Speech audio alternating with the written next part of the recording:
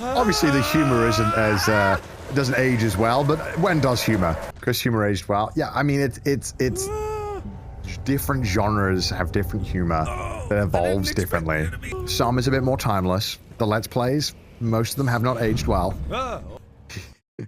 He hasn't said a slur, so it's aged well. You guys are so dumb. You guys know that? You guys are so fucking dumb because you're trying to be like, yeah, it's aged badly. It's like, yeah, because we fucking decided that word's not okay now. But then back then, everyone was saying that shit online. That was normal. I'm defending myself for the eventual video that leaks of me saying it. That was so normal back then. You can't, to hold someone to a standard of today's times and expectations then is unreasonable, especially if they were younger too. It wasn't funny then. Okay, yeah, right.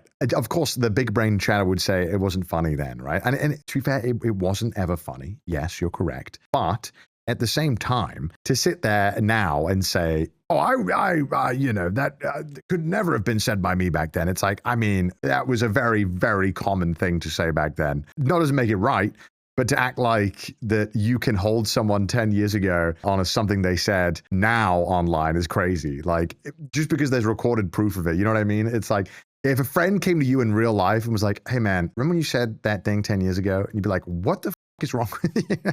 Why would you, what are you talking about 10 years ago? But, you know, and so then it's so stupid that people, I feel like, try to get up in arms about it now. I think like there's a difference between and also the context of which you say it, right? I think that matters as well. But yeah, I mean, not me trying to be like, I want to say those words, but like, I hate it when people grandstand and virtue signal that they are like, yeah, man, it's so wrong. They said it back then. I never used to say it back then. It's like, that's fine. I think a lot of sensible people didn't, but I think a lot of people also did as well. Who do you think you are? What worked in Mark said? Mark didn't say a word, but obviously when you're going through these order lists, some humor has an age as well. And then also, just to finish off with the other point that I was mentioning before, I think when we discuss these videos and we show these videos, it's unfair to hold an older video to a standard of today. But obviously, if the person hasn't changed since then I think that it's absolutely, you know, my God, yeah. I think it's important to show that you're willing to change with the time, or what is acceptable or what's not acceptable, as opposed to what did you do 10 years ago, you know? It's the reason why, you know, if someone, say, commits a crime, they go to jail, and then after X amount of years, or whatever years are determined that in some societies determine their crime length should be, they're out and rehabilitated. You know, not to say that it's a crime to say these words, but the same concept of we just agree that time passes and that things change. Sometimes people change for good, sometimes they change for bad, but to act like you can hold someone to a standard of something that happened a long time ago, I think is not only unhelpful, but generally makes a worse ecosystem for everyone to be in. If everyone is afraid constantly to ever make a mistake at every single point, where every first mistake they ever make is their last mistake they get to make, you are robbing people of the chance to grow. And I think everyone will, at some point, do something, say something, do an action in their life that they regret very deeply, very normal. And even if you don't regret it, even if you don't regret it initially, and you do regret it later on, robbing someone of the ability to change is, unfortunately, I think, something that we've kind of pushed a lot on recent times. And I think it's very unhelpful.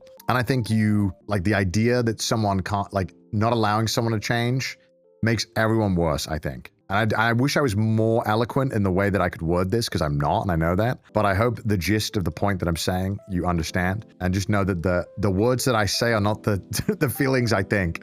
I'm just I can't get them out in a coherent way. I'm unable to. I should read more. And that's not me, like, trying to just, you know, blanketly defend everyone who's ever said slurs or anything. It's just, you know, I think it's important to understand context and most importantly, like, not be afraid to look at them or see it and not just shy away from this kind of stuff. Like, I think it's, you know, you can take the snapshot of the time it's in and find it funny and enjoy it and enjoy that aspect of it, even if it hasn't aged great. I think that's a very important thing to do. And you rob yourself of so much joy and insight in the world if you are unable to do that, I think. That's why you should all watch Sebastian Prank Calls, the GOAT. So yeah, hopefully that helps kind of elaborate a bit more on why I don't think it's that big of a deal. All right, let's continue on. Squeak's first video, Goombas ruined my life. Let's find out how they did it.